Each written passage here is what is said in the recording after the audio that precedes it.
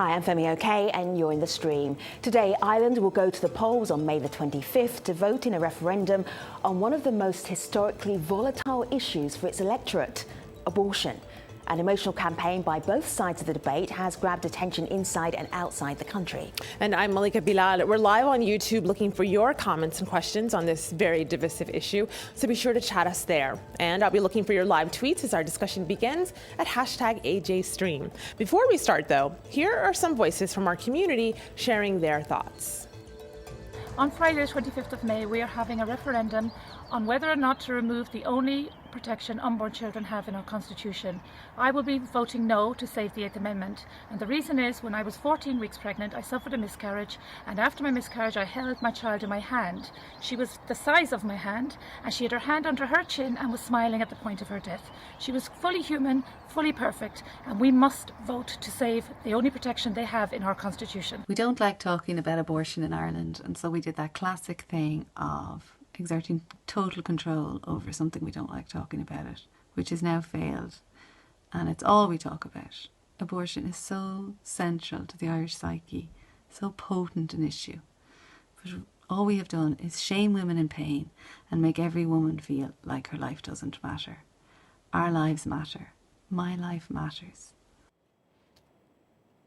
On May 25th, Irish citizens will vote on what's known as the 8th Amendment. Our colleagues at AJ Plus have more. I thought, I can see the heartbeat, but it has no brain. And I thought, they have to do something in this case. This is severe. You can't live without your brain. And I thought that this would be a special case. I was surprised it wasn't.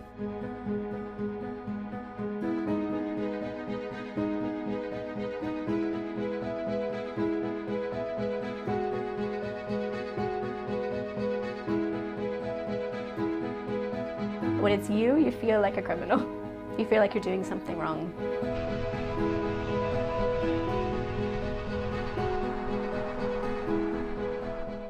In the Irish Constitution, the 8th Amendment effectively gives equal rights to the mother and unborn child, the text of which you can see here. Stream community member Sam Elliott, who was training to practice law in Dublin, explains. The 8th Amendment entered into law in 1983. In accordance with the 8th Amendment, the right to life of the mother and unborn child are afforded equal protection under Irish law. As a result, abortion is only legal in Ireland in instances where there is a risk to the life of the mother. In instances where there is a fatal fetal abnormality, where a woman has been raped, where there has been incest, or where there is risk to the health but not to the life of the mother, abortion is not legal. Now, this isn't the first time Ireland has voted on this issue. In the past 35 years, as you can see here, there have been several notable cases that have prompted either referendums or legislative change. But the last vote was in 1992, which means this is the first time campaigners have had access to social media. In Ireland, radio and TV spots are not permitted, so on both sides, activists have taken to social media to sway the minds of voters. On the no side, campaigners are tweeting about why they're voting against a repeal. Chloe tweets, "This referendum is not about women's rights. It's about protecting the life of the unborn. It's not your body, it's a different body with its own organs and unique DNA. That child's life should not be taken from it because it's an inconvenience to you." On the other side, campaigners are also sharing their experiences while out on the streets. Una tweets, "I don't know about you, but I am going to canvass, leaflet, talk, and ask for votes every single minute I have until the 25th. We have to lead this country to care for women. It's in our hands."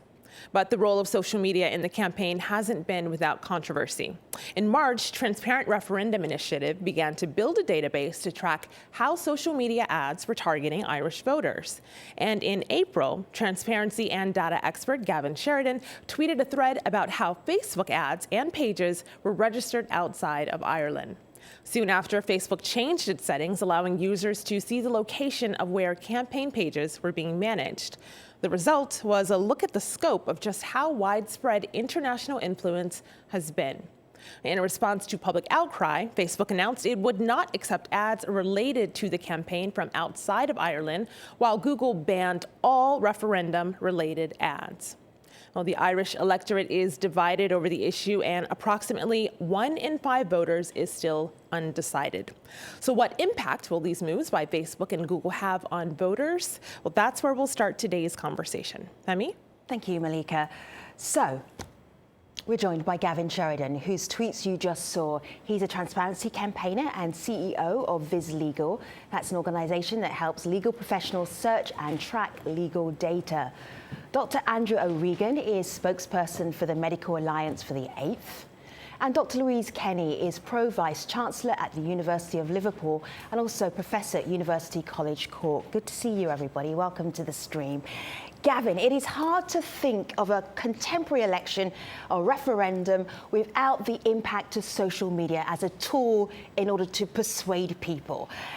Can you give us a sense of the tone in which social media is being used right now? I guess you could say that it's a very emotive issue, first of all. So I think you could say that there's a widespread use of online media and ads in particular to try and target undecided voters in particular, but also all sides of the Irish electorate. I guess you could say as well that because it's such an emotive issue, that both sides tend to talk about the issues in specific ways. I think usually the narrative on the left is focused on how do you protect the life of an unborn child, and then on the yes side it's kind of focused on protecting the rights of mothers. Mm-hmm. So if people are using social as a tool in order to help with their campaigning, tell us about the regulations that social media has right now in Ireland. So right now there is no regulation really when it comes to digital ads in particular. There's no restrictions on spending about how much each campaign can spend. It's a relatively unregulated area, which I think has serious consequences for perhaps the outcome of the referendum, but it does have serious consequences for whether the referendum overall can be considered free and fair. So, Gavin, I want to share the experience of one person who wrote into the stream. MMEDUB writes, personally, I was targeted with Facebook ads from US-based Christian fundamentalists and anti-abortion groups a whole year ago. Still no explanation why this happened to me long before anyone else. And this person goes on to say, I then had my Twitter and Facebook accounts hacked. Constant tampering after that. And every time I posted regarding the referendum on Facebook, I found afterwards that I was either unable to share posts or unable to share comments. Somebody paid for that. Gavin, I wonder if stories like this one, do they surprise you?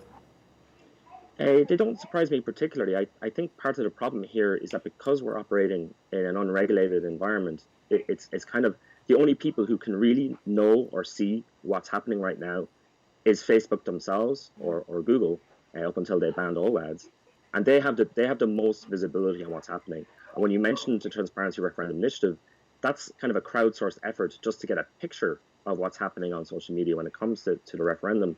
And I think this is kind of, we're all kind of to some extent operating in the dark when it comes to what people are seeing. Mm-hmm. So you have problems around ads that you might necessarily be able to see, that everybody can't see at the same time. You have issues around how not being able to find out who might be paying for a particular ad that's being displayed. And you have problems around how much might be being spent by either side when it comes to online ads. Andrew and Louise, Gavin wrote an op-ed for The Guardian. Ireland can agree on this. The abortion decision is not up to Mark Zuckerberg. Gavin Sheridan. Andrew and Louise, you come from very different sides of this debate. But is Gavin here making a good point here about Facebook and Facebook's potential power to sway people's decisions? I think he's making an excellent point. I mean, social media has a role to play in educating people regarding the issues. But when it's subject to external interference, I think we really need to have a long, hard look at the issues around that. And there was very good evidence that money was flooding into the country to buy social media time that was actually potentially going to influence the result of the election and the referendum. And that's actually fundamentally wrong. Andrew? I think there's a big elephant in the room here that hasn't been mentioned. I'm sure Gavin knows about it, and that's the printed press in Ireland. Our mass media are overwhelmingly in favour of abortion and overwhelmingly behind the government's proposals. I think that Google ads and different social media outlets were being used by both sides, but they were the only real hope that the No campaign had, because you had most of the hierarchy in Ireland coming out, all our political parties, all our mainstream media outlets, and some would say, in fact many would say, even our own national broadcasters overwhelmingly on the yes side. I don't know if Gavin has anything to say on that. Louise is nodding her head, but she would do that. We disagree on a lot of things in this, but I'd just be interested to hear Gavin's take on that. I think the thing to focus on here is, to some extent, all the other parts of the media environment are regulated to some degree or other. No, Gavin, that's not the point. The point is that the online space is that it's entirely unregulated. Yeah. And I think when you're saying, well, what about some newspapers or the national all the mainstream they operate under the Broadcasting Authority laws.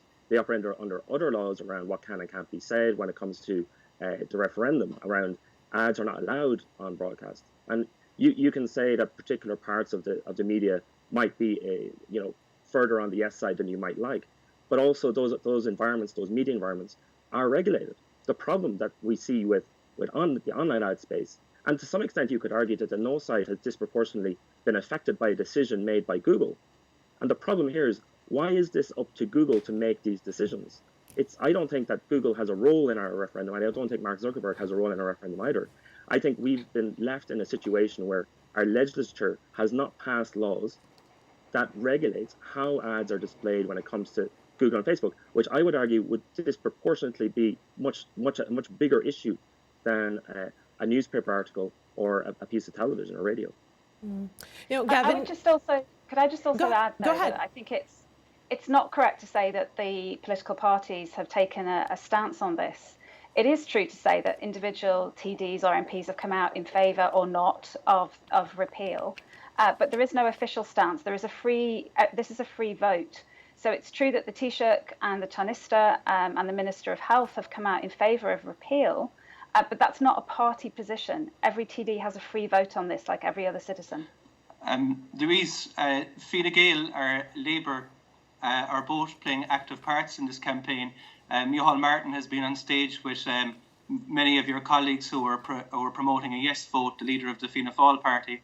The Sinn Féin party actually have expelled or suspended the youngest female in the Dáil that I'm aware of, Carol Nolan, for voting against them on this. So you're actually entirely incorrect in what you've just said. They suspended somebody because she had the audacity to exert her choice as a woman. So I think that's really important to point out. Andrew, just doing a little note here for everyone who's not in Ireland. You've been mentioning members of the current coalition, because we're doing this as an international discussion as well as an Irish one. So sorry. So I'll just clarify. Sorry. So the government parties are campaigning for a yes vote, and our two main opposition parties are both campaigning for a yes vote as well. One of them, quite a sizable party, called Sinn Féin, a lot of you would have heard of them internationally, suspended the youngest female TD in the Dáil, which is our parliament, because she exerted her choice to vote no. Understood. So that's really important. But Andrew, officially though, this is a vote of conscience, not a party-affiliated vote. I'm just going to say officially, and then move on to Malika. I want to bring up this point that we just got live on YouTube from Elizabeth. She says, the danger with these ads in Ireland and the ones in the US election is that sensational catchphrases are replacing critical thinking and debate. So keeping that perspective in mind, I want to move to this tweet from Fionnan, because earlier, Gavin, you said that the no side has been disproportionately affected by social media companies deciding to stay out of this. He, on Twitter, says, generally disturbed to see many outside, predominantly US groups, pumping money in to influence another nation's democratic process like this, giving the no side a disproportionately sized megaphone in comparison to the yes side's homegrown micro donations. Andrew, I'm wondering what you think of that take, that this might hurt the no side.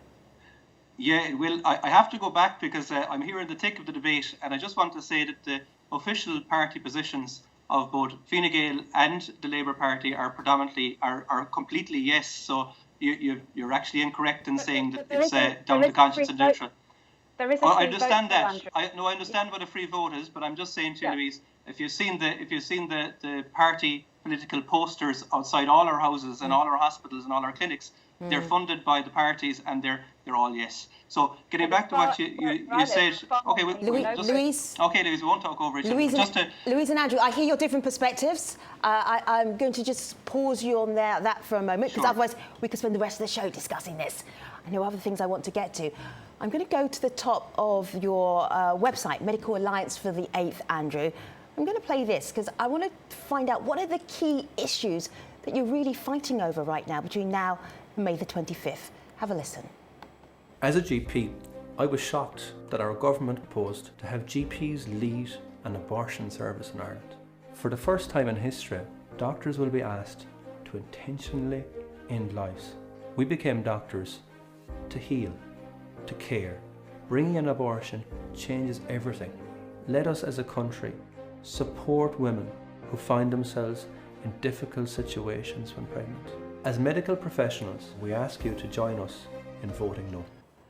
So this is such an emotive issue, and I've seen so many ads and so many lobbying videos, and there's the music there and the close-ups there, Andrew. I'm thinking about women and their health in Ireland. Is that at the key of this discussion, this debate right now? So, I mean, this is fundamentally a human rights issue. We're talking about removing the only remaining right that the unborn baby has in Ireland. That's the right to life. And unfortunately, healthcare has been sort of swung into the issue. And my point as a GP is that when I was in work today until about 2 hours ago, and I have already seen today women that are carrying babies, women that are pregnant, and my job is to look after them both. We have a two-patient model, and it's not that you favour or that pro-life people favour the baby over the woman. That's never the case, and we treat both of them with respect and compassion. And this is the crucial point I want to make, that if it ever comes down to it, doctors in Ireland will always act to save the life of the woman first. The pregnant woman takes priority. And our Irish Medical Council, I know that Louise is going to disagree, but if you look at our Irish Medical Council guidelines, they state quite clearly, doctors must act to save the life of the mother, and the risk to life does not need to be imminent. So that's something that's really important. And I don't think that this is healthcare. I don't think, whether it's chemical or whether it's surgical, that directly targeting and ending the life of a baby is healthcare. How can you call it healthcare when the result of what you're doing ends up in a tiny dead body? I mean, that's not healthcare. And Louise will accuse me of being emotive, but it's certainly not healthcare. Let's hear what Louise has to say. Go ahead, Louise. So I think the one thing Andrew and I do agree on is a human rights issue. It's not about removing the rights of the fetus. It's about adding some balance. At the moment, the unborn embryo or fetus has equal rights in the eyes of the Constitution to the mother. And that is wrong. It is fundamentally wrong to equate the promise of life of a 7, 8, 9, 12-week fetus with that of a grown adult woman. And as a doctor who specialises in the management of high-risk pregnancies, I can tell you for certain that the 8th Amendment causes significant harm to women on a daily basis in Ireland. We are allowed, as Andrew rightly said, to intervene to save the life of a woman. But we're not allowed to intervene in the case of, for example, a 14-year-old girl who's the victim of rape and incest and pregnant. We're not allowed to intervene in the case of a woman who's carrying a baby with a fatal fetal abnormality that has no hope of survival outside of the womb. And I, as a high-risk specialist, cannot intervene to preserve the health of a woman. So if I'm faced with a woman who has renal failure going into pregnancy, she may well end up on dialysis, and I have to continue that pregnancy to term. It is fundamentally wrong, and it is about human rights. I want to bring in one more perspective. Before you jump in there, Andrew, I want to bring in a couple more perspectives from our community. This is Orla on Twitter. She says, we in the Yes campaign recognize that there are some aspects of abortion which people find difficult to come to terms with, but also recognize a woman's right to bodily autonomy, which we feel should take precedence over the rights of a fetus. There's also another person who weighed in on this. This is Tara Flynn. She's a comedian in Dublin, and she says abortions happen anyway. Have a listen. Ireland has a long history of sending away inconvenient women, and it's time for that to end. The 8th Amendment has never prevented abortion. It's simply made it unsafe and driven it underground. And let's not forget that it affects every pregnancy, in Ireland, even continued pregnancies. It removes our consent and denies us our autonomy. That's why in this referendum we're not being asked whether we're for or against abortion, because that's already here. We're being asked not about our own beliefs, but whether we want to not impose our beliefs on anyone else. We're not asking anyone to change their minds. We're asking to be free to make up our own. So, Andrew, she says abortions happen anyway. Won't repealing this amendment mean that at least maybe it will happen safely? So I would say there's no such thing as a safe abortion. We're all aware, and I'm sure Louise is aware, of cases where abortion happens legally in Britain and there are serious complications and women have died as a result of legal abortions. And the second thing is there is no such thing as safe abortion because it always results in the ending of life and in a dead baby. Andrew, so that's not abortion. No, I didn't interrupt you, Louise. So just let me answer the question. The other thing that's really, really important to understand is that there is no country in the developed world with so-called liberal abortion laws that has a lower abortion rate than Ireland. So what the 8th Amendment does is that it means that we have an extremely low abortion rate. And yes, we do have women who travel to Britain to have abortions. And I believe that we have failed them and that we owe them a little bit more respect and we need to listen to them to see why they do that. And we know that the vast majority of abortions happen for socioeconomic reasons, yet Louise will continue to talk about the hard cases. She'll continue to talk about the cases that she keeps going back to. So, Andrew, give a pause because we're almost at the end of the show and we do want to hear what Louise wants to say, not your version of what she wants to say. Louise, go ahead. So I do talk about the hard cases, and when we talk about hard cases, we're talking about 14-year-old victims of rape and incest, any woman or girl who's been raped and is pregnant as a result of that. We're talking about couples who are experiencing pregnancy with a fatal fetal abnormality and women who are critically ill and get pregnant. And as it currently stands under the Irish Constitution, those women have to continue their pregnancies or they travel. Now, we have an amendment that says it's fine to travel. So it's not as if the Irish people are saying they're uncomfortable with abortion. All we're saying is not on our shores. We export the women who need abortion to the UK, which is offensive in the extreme. If the government, and Andrew, I want you to tell me what. No, Andrew, I didn't interrupt you. So what you're saying with any evidence, you can't back it up with evidence. You're just giving an opinion. It's a personal opinion. It's not a medical fact. 3,265 women went to the UK, gave an Irish address, and had an abortion last year, and that is supported by another amendment. Right. So I'm not sure what else you need me to say. Louise and Andrew. Sure. Louise and Andrew, can I just give me a moment, because I did play Andrew talking about what the case he was making as a doctor. This is a debate that is happening not just amongst citizens of Ireland, but doctor to doctor on different sides. Let me play you the alternative perspective of that debate from another doctor. This is Dr. Mark Murphy. My name is Mark Murphy and I'm a general practitioner. I will be voting yes to remove the 8th Amendment. Voting yes will enable evidence-based and compassionate care for women who have a crisis pregnancy.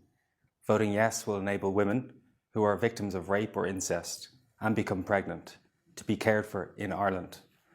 Voting yes will enable couples who receive a diagnosis of a fatal fetal abnormality to be cared for compassionately in Ireland. Every year, 1.5. I wanted to end with this tweet from Madame Dublin, who says, "We're collectively angry about how our country has used state institutions to silence us. We've asked nicely, pleaded, cajoled. This was the year we gave up being nice about it. The year the mouse roared. The momentum has been building since Savita died in 2012, and that is a case that we have covered here on the stream." Louise, when you talk about this momentum, where do you see it going if the referendum fails? Wow. Well, we can't really think about that because there's 8 days left to go, and I'm really hopeful that it will be a yes. If it fails, we will get out of bed on the 26th of May. We will get dressed and we will start campaigning all over again. We've waited since 1983 for this. I'm going to ask you to say one sentence. What will you do? Because I have to ask Andrew exactly the same thing. We're almost out of time. One sentence. We'll get out of bed and we'll campaign until the 8th is repealed. Got it. Andrew, your one sentence is? You've just rejected democracy there, Louise. I believe this is going to, a no vote will carry, because I know many pro-choice people that will be voting no, because this is an extreme abortion proposal. It's Andrew, not for the Louise, hard cases or rape. Gavin, it's an extreme abortion. I'm wrapping up the proposal for abortion on conversation. We have to, but of course we will be following to see what happens with the 8th Amendment referendum between now and May the 25th on Al Jazeera. Thank you for joining us. You'll see us online always at #8daystream.